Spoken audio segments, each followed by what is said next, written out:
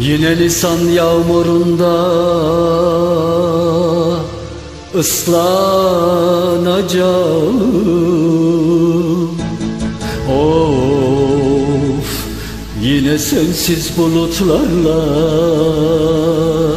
dertleşeceğim. Farkında olmadan üşüdüğümün hasret ateşiyle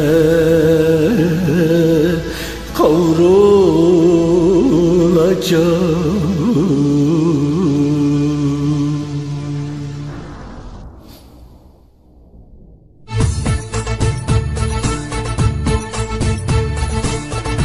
Benim böyle feryadımı duymuyor musun? Sensin benim tek tesellim, anlamıyorsun. Şimdi çok uzaklarda, gurbet ellerindeyim. Hayatın çekilmeyen pençesindeyim. Şimdi çok uzaklarda, gurbet ellerindeyim. Hayatın bulanık sellerindeyim. İstersen sessiz gel, haber vermeden. Göreceksin beni, ben ne haldeyim. İstersen sessiz gel, gel haber vermeden. Göreceksin beni, ben ne haldeyim.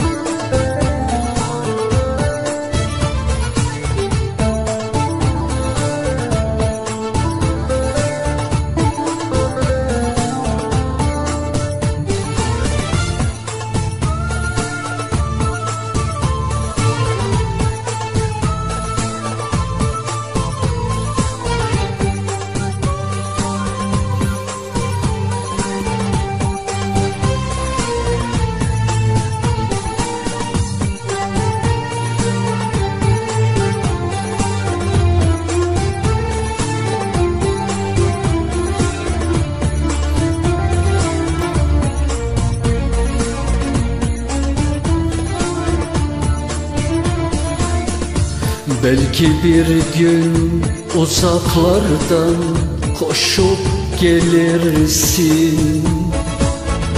Belki gördüğünde beni tanıyamazsın.